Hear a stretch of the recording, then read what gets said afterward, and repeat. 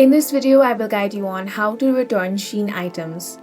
First, you want to open the Shein app on your device. Make sure to log into your account. Now tap on the Me section at the bottom right corner of your screen.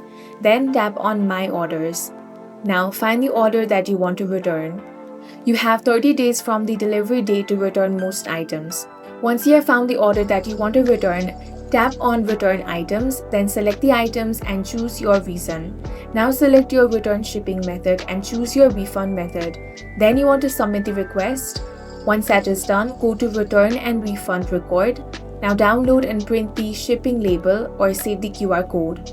Now place the unworn items inside the original barcoded bag.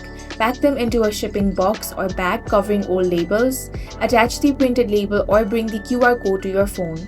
Drop the package off at your chosen shipping provider.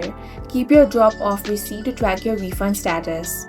Remember that this process only works for the returnable items. There are some items which are non-returnable, such as bodysuits, swimwear, jewelry, cosmetics with broken seals, pet supplies, and items explicitly marked non-returnable. These items cannot be sent back. That's all for this video. If you found it useful, make sure to hit the like button and subscribe for more videos like this.